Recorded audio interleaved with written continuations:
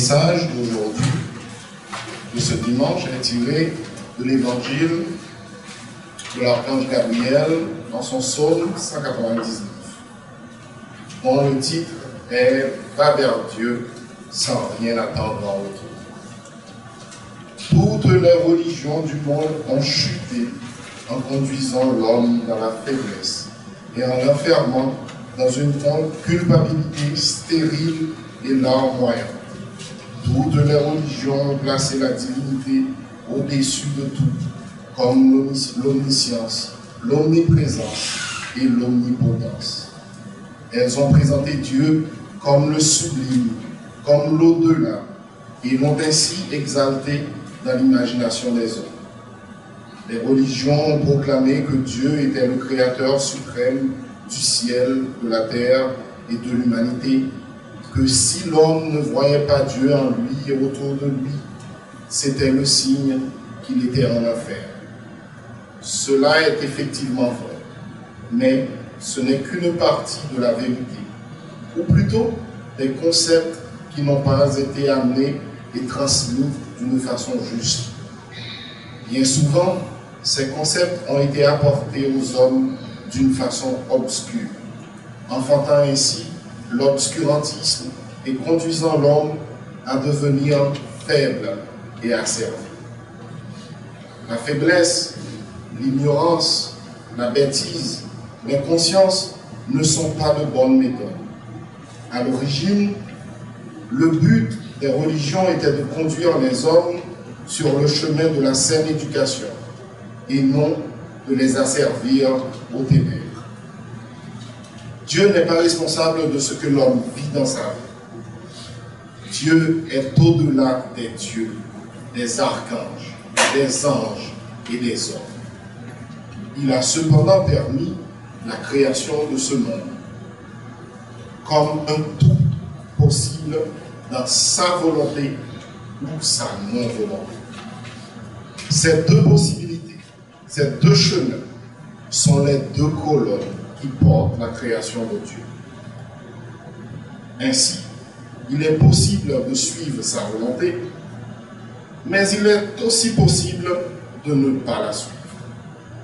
Chaque règne d'existence peut donc choisir entre suivre ou non la volonté de Dieu. Dieu a accepté que ce monde se fasse ainsi. C'est sa volonté qui a permis que sa volonté ne soit pas faite. Dieu est en tout, mais il est au-delà du bien et du mal. Il se tient dans l'éternité qui n'a ni commencement ni fin. Le bien comme le mal sont deux forces créatrices qui doivent être équilibrées et qui sont fondamentales dans la création. Si elles sont équilibrées, la divinité se montre et il n'y a plus de mal. Dieu n'est pas responsable de ce que l'homme vit, de ce que l'homme décide de faire ou de ne pas faire, car l'homme dépend des intelligences qui ont enfanté des mondes avant lui. Il a été placé sous la domination de ces mondes sans forcément en avoir le choix. Et il doit maintenant en subir les conséquences. L'homme n'a pas forcément été voulu et créé par Dieu, mais par des mondes supérieurs qui n'ont pas forcément choisi la volonté de Dieu et qui ne sont pas si simples à comprendre. Être un homme signifie prendre un corps pour accomplir une œuvre particulière. Certains mondes veulent se servir de l'homme pour parvenir à leur fin, alors que d'autres cherchent à faire apparaître à travers lui les vertus de Dieu qui enfantent les mondes parfaits. La vérité, c'est que Dieu accepte ce qui est fait. Il ne fera jamais de reproche aux hommes, tout simplement pour qu'ils ne vivent pas dans son monde. Ceux qui vous feront payer pour que vous changiez d'attitude sont les mondes subtils, issu de la création de l'homme, ou d'un monde supérieur déchu qui attend la libération et l'arrêt de la souffrance. Si l'homme n'offre pas cet équilibre à ces mondes, ils la serviront. Tout cela n'a rien à voir avec Dieu d'une façon directe, mais est une conséquence des deux piliers de la création. Surtout, ne faites pas des œuvres sur la terre dans le but d'intéresser que Dieu vous aime et qu'il vous récompense en vous offrant en compensation d'un monde auquel vous aspirez. Vous, les Esséniens, vous honorez l'immortalité et les mondes invisibles. Mais comment la majorité des hommes peuvent-ils concevoir un monde immatériel alors que toute leur vie est dirigée uniquement vers la conservation du corps, l'accomplissement des valeurs du corps et le sens limité de leur vie immortelle? L'immortalité est un chemin qui s'enracine dans le corps, mais où le corps n'est ni la finalité, ni l'orientation, ni l'objet de la concentration. Alors, ne dites pas une chose pour la dire ou dans l'espoir d'obtenir autre chose. Soyez clairs, précis et ouvrez le chemin que vous voulez vivre. Faites-le vous-même pour être digne, vrai et conforme à ce que vous pensez juste, beau et noble. Faites-le parce que la vision est grande et parce qu'il n'y a rien de plus honorable que d'accomplir ce que l'on croit être juste. Soyez libres et n'attendez pas de retour, car si une chose est sûre, c'est que le retour n'arrivera jamais sous la forme sous laquelle vous l'attendez. Alors que l'acte lui-même soit votre récompense. Dieu apporte toujours la bénédiction dans ce qui n'est pas fixé sur la terre et qui ne se limite pas au monde physique. Pour Dieu, être fixé sur la terre est synonyme de mort, ne pouvant qu'engendrer la mort. Dieu ne dilapide pas sa richesse, mais il la fait fructifier. C'est pourquoi il donnera à l'homme ce qui est bon pour lui, et non pas ce que l'homme pense ou croit être bon. Seul ce qui ennoblit la divinité dans l'homme et dans le monde, en ouvrant les portes sacrées des mondes subtils, est bon. Amen. Merci la chorale. Le dernier chant est vraiment bien dit. Une nouvelle ère arrive dans le monde. Et vous, cherchez la paix, entrez dans la maison de Dieu. C'est un plaisir pour moi d'être avec vous aujourd'hui. En plus, en ce jour spécial qui est le 7 février, je regarde le peuple de Dieu. Vraiment, nous voulons vraiment servir Dieu. Et nous croyons vraiment en Dieu pour être là aujourd'hui. C'est extraordinaire. Et je crois que Dieu a pris note de cela, de voir que son peuple est là. Parce que nous sommes des piliers de Dieu. Nous voulons faire apparaître Dieu sur la terre. Nous ne voulons pas nous cacher. Nous voulons faire apparaître Dieu sur la terre. Et pour le faire, nous devons être dans la communauté ensemble, à pouvoir prier. Mes compliments, c'est vraiment extraordinaire. Et je sais que le monde divin a pris note de cela aujourd'hui. À ce que nous soyons ensemble pour permettre à ce que Dieu apparaisse. Aujourd'hui, le psaume d'aujourd'hui est intéressant et également complexe. Le psaume 199 va vers Dieu sans rien attendre en retour. Quand on voit le titre de ce psaume, va vers Dieu sans rien attendre en retour, on se pose des tas de questions. Je vais vers Dieu sans rien attendre en retour. Mais qui a déjà vu Dieu? Nul n'a connu Dieu. Qui est Dieu au fait? On me demande d'aller vers Dieu sans rien attendre en retour. Est-ce que c'est vers Dieu vraiment que je dois aller sans rien attendre en retour? Est-ce que ce Dieu-là, on parle, c'est le Dieu que nous connaissons tous? Le Dieu que nous parlons? Va vers Dieu sans rien attendre en retour. Moi, ça m'a frappé. Seulement le titre là m'a frappé. Va vers Dieu et sans rien attendre en retour.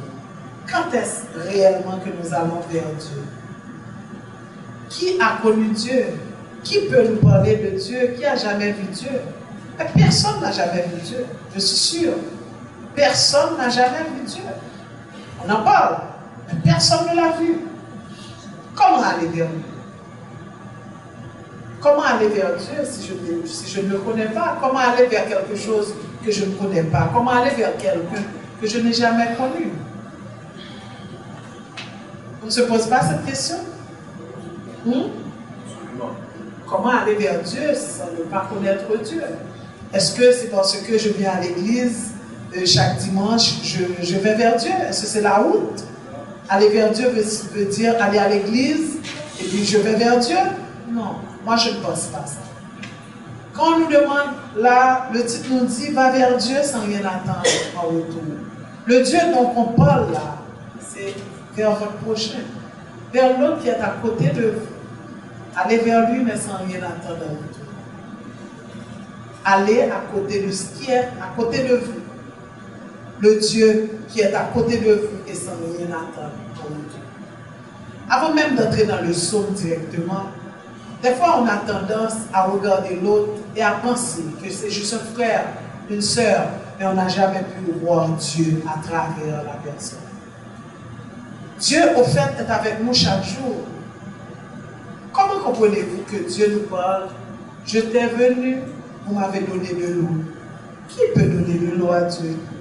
Vous m'avez vêtu. Mais qui peut vêtir Dieu?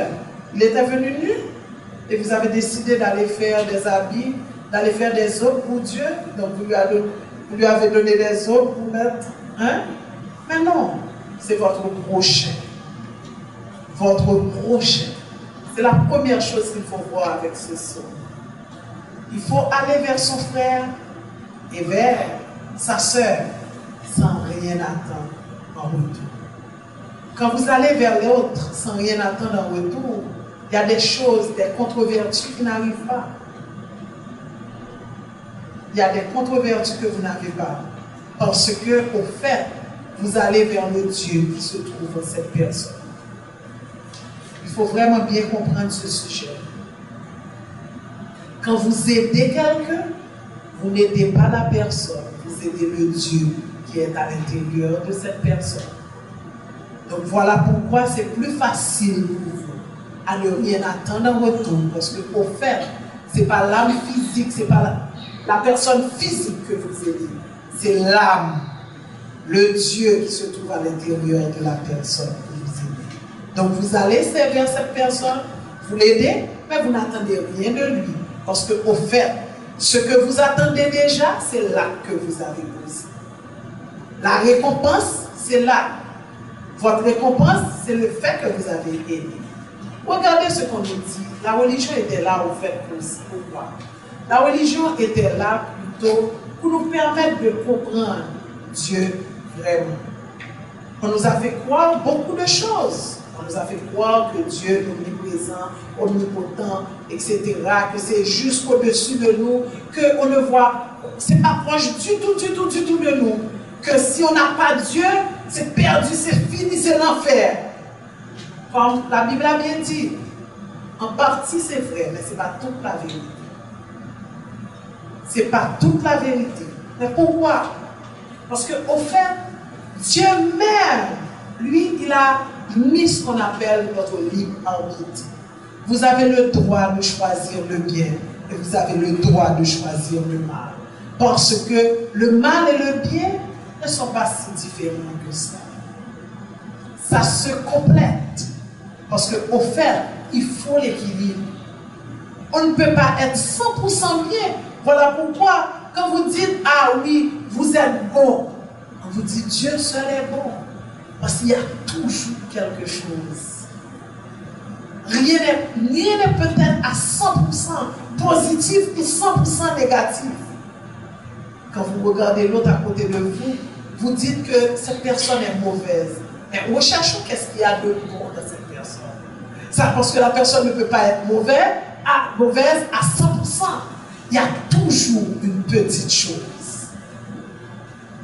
Il y a toujours un pourcentage de bonté, Et si vous vous focalisez sur ce pourcentage de bonté, vous allez voir Dieu en cette personne. Dieu l'a voulu ainsi. C'est seulement à travers cela que Dieu a pu créer l'équilibre que nous avons. Le bien, le mal. Mais qu'est-ce que, au fait, Dieu nous demande de faire?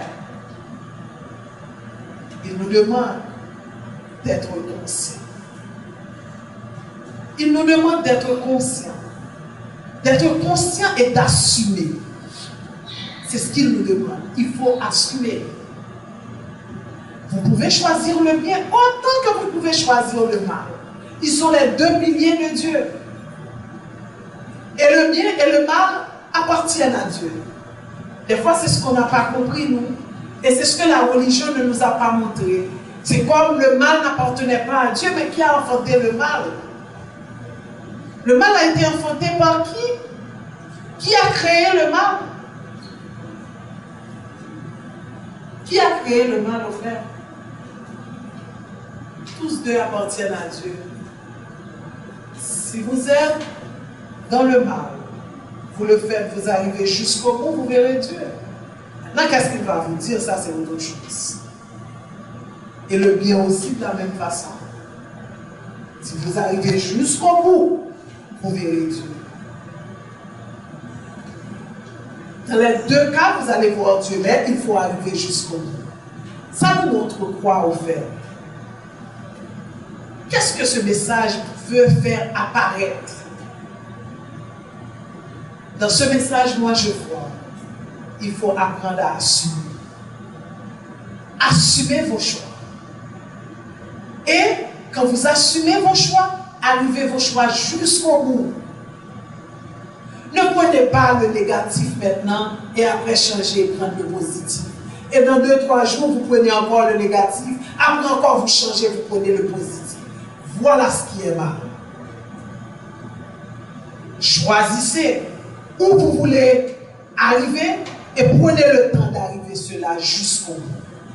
Si je le retire dans le monde subtil de ce qu'il a dit, pour mettre ça dans le monde physique, qu'est-ce que Dieu veut nous apprendre? Il veut nous apprendre d'aller jusqu'au bout de tout ce qu'on fait dans la vie. Vous faites des études, allez jusqu'au bout. Et de là, vous verrez la réussite. Vous voulez des vertus, mais il faut aller jusqu'au bout pour arriver dans les vertus. C'est ce que ce message-là veut nous dire. Si vous commencez, vous laissez tomber, vous prenez une autre chose, vous laissez tomber, vous prenez, à chaque fois vous laissez tomber, vous ne verrez jamais rien de la vie. C'est de même.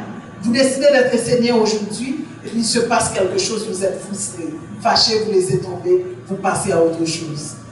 Et bien moi, je vous donne la garantie, cette même chose qui vous a permis de laisser tomber les enseignants, vous allez le retrouver encore là où vous allez. Puisque vous n'avez pas réglé le problème, ça va vous suivre.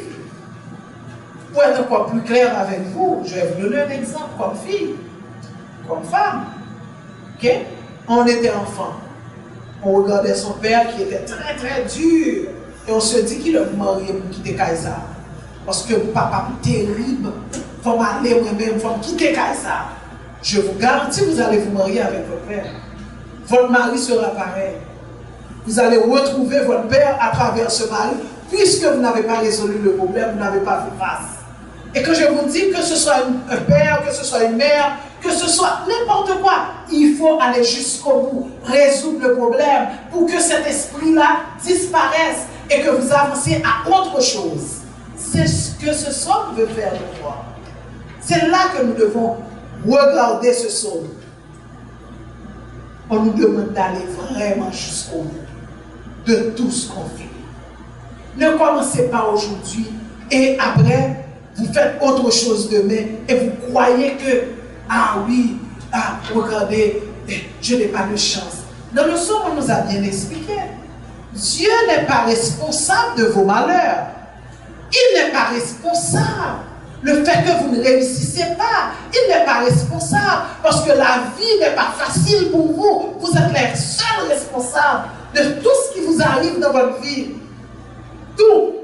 Faites un recul et vous allez voir. faites un recul. Si vous décidez d'être seul aujourd'hui, c'est parce que cette décision, vous l'avez prise bien avant. C'est pas parce que, ah oui, regardez, moi je suis seul, Dieu est méchant. Non. Si vous regardez dans votre vie, vous allez voir par vos paroles, vos actes, tout et tout, vous avez toujours pris la décision d'être seul. Vous voulez vivre maintenant d'une façon, par exemple, vous devenez vieux, et puis vous voulez vivre d'une façon extraordinaire, mais ce n'est pas aujourd'hui. C'est tout ce que vous avez engendré quand vous étiez depuis petit jusqu'à cette date pour avoir cette vie. La vie, c'est un chemin, c'est un parcours. Vous vieillissez comme vous avez vécu. C'est très important. Aujourd'hui, vous vous regardez, vous n'êtes pas satisfait de ce que vous voyez. Si vous faites un recul, vous allez voir le seul responsable, c'est vous. Peut-être, vous n'avez pas pris les décisions quand il fallait les prendre. Peut-être aussi, vous avez laissé passer les bonnes occasions. Pour une raison. Mais toujours, c'est vous. Personne d'autre. Vous allez me dire, ah oui, moi je n'avais pas les moyens, c'est pour cela que je n'ai pas terminé mes études. C'est faux. C'est faux, complètement faux. Vous pouvez me croire, hein? Complètement faux. Si vraiment vous avez la détermination de le faire, vous allez y arriver. Parce qu'au fait, quand vous êtes déterminé, toutes les forces sont avec vous. Si vous n'avez jamais de désir ardent pour réaliser, vous n'allez jamais rien réaliser. Puisque les esprits sont là. Et les esprits sont là pour engendrer le faux et le vrai. Mais ils vont engendrer ce que vraiment vous-même vous ressentez. Il y a des gens qui s'amusent à dire des choses. Mais juste par routine. Mais sans s'en rendre compte, au fait, ils créent leur moi. Je me rappelle que je lisais dans un livre une petite histoire où une dame qui s'amusait à dire, qui s'amusait à se vêtir de noir, et elle disait que moi, je suis une femme qui a perdu mon mari. Et elle était très jeune quand elle le faisait. Elle se mettait toujours en noir et elle disait, moi j'ai perdu mon mari, j'ai perdu mon mari, j'ai perdu mon mari. Effectivement, elle s'est mariée parce qu'elle voulait perdre son mari. Donc elle va se marier de toute façon. Mais je vous garantis, elle aura raison, elle va perdre son mari. Et elle va s'habiller de noir comme elle l'avait vu. Ce que vous devriez croire, vous devriez savoir, c'est que vous créez votre avenir. Vous êtes les seuls artistes de ce qui va vous arriver. Dieu n'est responsable de rien. Et moi, j'aime cette nation parce que dans cet enseignement, on nous parle de corps. Si vous n'avez pas de corps, Dieu ne va pas gaspiller sa richesse. Il ne va pas vous demander ce que vous voulez. Non, ce n'est pas votre désir que Dieu va satisfaire. C'est le corps que vous portez qu'il va satisfaire. Vous pouvez demander des choses et ne pas avoir le corps, mais n'attendez pas à ce que Dieu vous réponde positivement. Jamais. Jamais. Il ne va pas vous répondre positivement. Parce que lui, il ne gaspille pas ses richesses. Il ne va jamais donner une perle au pourceau. Jamais. Jamais. Vous devez faire ce que vous devez faire. Vous voulez quelque chose, ayez le corps de ce que vous voulez être.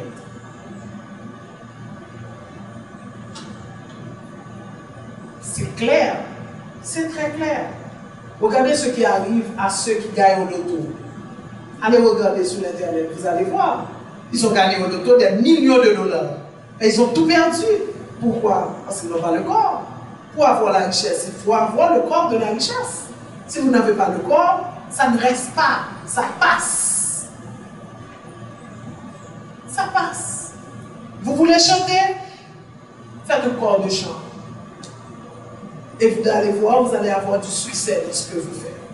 Les vertus n'arrivent pas si vous n'avez pas le corps. Par exemple, certains pensent être père, ça signifie d'avoir un enfant. Être mère, ça signifie avoir un enfant. Non. C'est pas seulement ça. Il y a autre chose qui marche derrière. Il faut être un père avec un corps de père. Et il y a les règlements, il y a les lois. Croyez-moi, mes frères et sœurs, nul n'est au-dessus de la loi. Personne n'est au-dessus de la loi. Il y a des règles, il y a des lois. Les lois sont là. Vous voulez réussir, vous devez avoir un corps de réussite. On vous dit qu'il y a des lois de réussite. Première loi de réussite, la discipline. Vous n'êtes pas discipliné, mais vous n'allez jamais réussir. Peut-être vous pouvez être un accordéon et dire vous avez, vous perdez, vous avez, vous perdez. Parce qu'il n'y a aucune discipline. Aussi simple que ça. La vie est simple. Parce que Dieu vous donne votre libre arbitre. Maintenant, ne dites pas à Dieu que vous l'avez choisi aujourd'hui. Aujourd'hui, vous choisissez la lumière, demain, vous choisissez la faute sombre. Et voilà pourquoi on vous dit qu'il n'y a pas de neutralité dans la vie. Vous ne pouvez pas être neutre. Vous devez choisir votre camp. Et vous devez assumer également dans votre camp. Si vous voulez marcher vers la lumière, allons-y. Marchons dans la lumière. Certes, il y aura beaucoup de vent, il y aura beaucoup de pluie, des fois des tempêtes, des fois beaucoup d'orages, mais mettons-nous ensemble et marchons vers la lumière. Et arriver devant la porte de la lumière, nous verrons Dieu. Et également, c'est possible si nous voulons marcher vers les ténèbres. On verra la même chose. Et dans les ténèbres aussi, il y aura des vents. Qu'en pensez-vous? Vous pensez que dans les ténèbres, il n'y a pas de vent? Mais non, c'est le même chemin. Il y aura des difficultés aussi. Il y aura des difficultés. Mais vous allez continuer dans vos difficultés, vous verrez Dieu. Mais maintenant, qu'est-ce que Dieu va vous dire? Ça, c'est autre chose. Quel Dieu vous allez voir aussi, c'est autre chose. Vous devez comprendre que nous, les hommes, c'est plus difficile pour nous. Parce que nous sommes l'intermédiaire entre le Père et la Mère. Entre le Père et la Mère. Et c'est à travers nous que les mondes passent. Regardez, toutes les forces, ils utilisent quoi? Le corps de qui? Le corps de l'homme. On vient de le dire là dans la prière. On est conscient que deux mondes se côtoient. L'un comme l'autre s'alimente de l'homme et de toutes ses expériences. On vient de le dire là. Prière de l'ange de la guérison. Il ne faut pas répéter pour répéter. Il faut aller comprendre et donner la place à chaque phrase. C'est votre corps que les mondes utilisent. Parce que dans votre corps, il y a le positif, il y a le négatif. Vous êtes complet. S'ils n'ont pas votre corps, ils ne peuvent pas se manifester. Et Dieu est au-delà de tout. Okay? Il est au-delà de tout. Des fois, l'homme pense que Dieu a besoin de lui. Pas vrai? Nous pensons que Dieu a besoin de nous. N'est-ce pas? On croit ça. Que oui, amen, oui, mon Dieu besoin de nous. Mon Dieu besoin de nous. Mon Dieu besoin de nous. Il faut se poser la question. Est-ce que mon Dieu besoin de nous vrai? Est-ce que mon Dieu besoin de nous vrai? Les forces, les mondes s'alimentent de l'homme pour apparaître. Les contre-vertus ne peuvent pas apparaître sans l'homme. Malhonnêteté. Si ce n'est pas les hommes qui malhonnêtes qui apparaissent, jamais. Le mensonge peut apparaître sans les hommes, jamais. La médisance peut apparaître sans les hommes, jamais. Il faut toujours l'homme pour faire apparaître les contre-vertus. Mais aussi bien les vertus. Aussi bien les vertus. Donc, les forces se côtoient. Et ils s'alimentent de l'homme et de toutes ses expériences. Pourquoi on parle des expériences de l'homme? Parce que vous êtes votre expérience. Tout au auront plus d'expérience, c'est tout en plus fort, tout en plus puissant. Il y a des gens qui sont très importants pour les deux forces. Tout en a plus d'expérience, tout en plus solide, tout en plus important pour l'esprit. Oui, je vais donner un exemple. Si vous êtes un bon psychologue, son grand psychologue, l'esprit est très content. Si vous prenez mauvais côté, il est très content de vous servir avant. Oui. Parce que la psychologie, on peut parler à monde, on peut convaincre le monde, on peut faire le monde croire en bagage. On peut mener le monde côté où vous voulez. Avec même capacité psychologique qu'on a la carrière.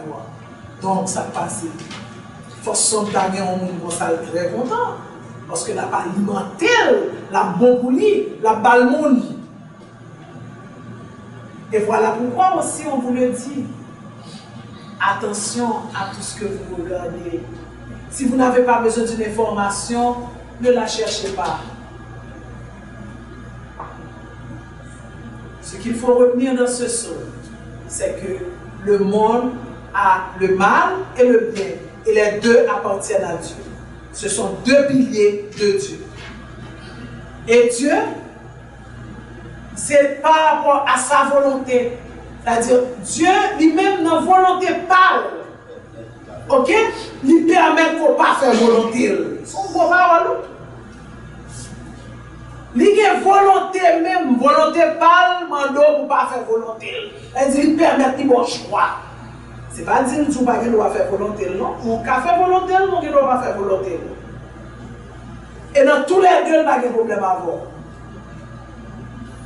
Et vous savez pourquoi? Parce qu'il y a des lois. Vous savez, il n'y a pas de problème. Parce qu'il y a des lois. Mais maintenant, n'accusez pas Dieu de ce qui vous arrive. Faites un recul et regardez-vous. Tout ce qui vous arrive, c'est que vous l'avez amené.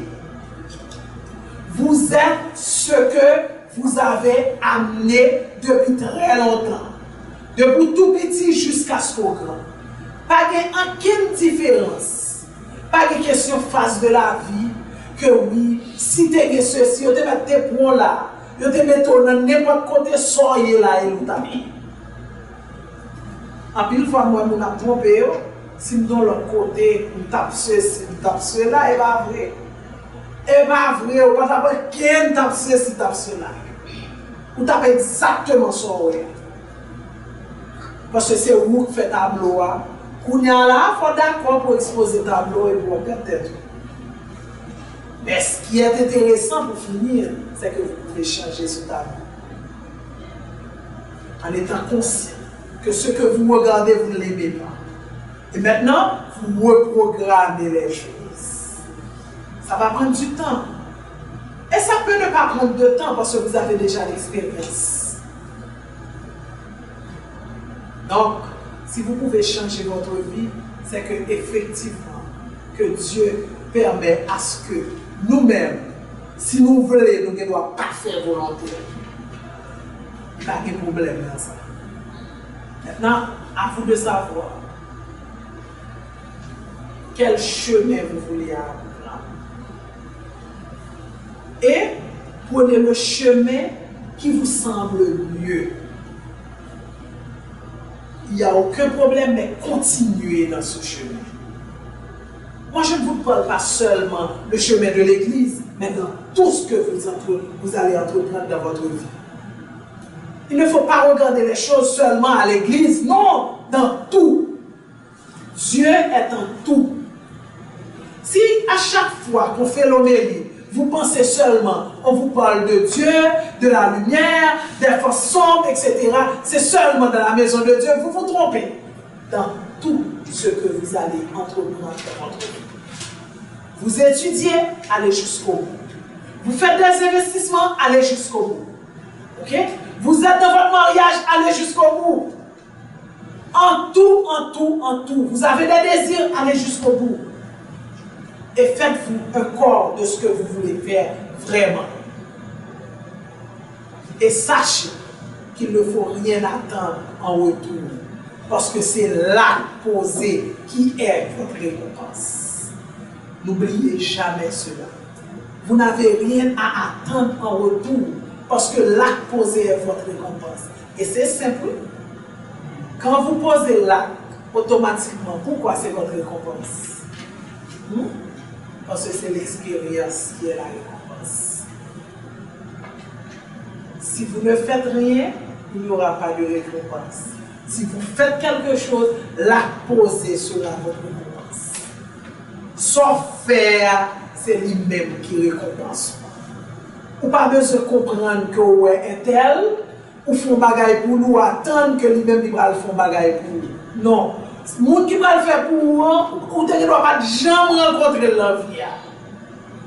On ne va jamais supposer qu'on va même connaître notre faction. Des fois, vous vous regardez, vous dites que certains d'entre vous, vous avez de la chance, mais vous ne savez pas ce que vos parents ont fait pour vous. C'est la récompense que vous-même vous avez. Des fois, vous n'avez rien fait, mais la récompense de tout ce que les parents ont fait. Parce que jusqu'à la 7e génération, vous serez récompensés. Et de même aussi, jusqu'à la 7e génération, vous allez payer aussi, vous aurez des dettes. Et c'est ce qui est bon en Dieu. Tout ce qui est positif, 7e génération, peut être négatif aussi jusqu'à la 7e génération. Donc, sachez que le bonheur, okay, la joie et la tristesse. La joie et la tristesse, même bon. Il n'y a pas de deux points. Une face, une pile ou face, mais c'est même pièce. Donc, sachez que vous-même, faites ce que vous devriez faire et faites-vous un corps et n'attendez rien en vous. Amen.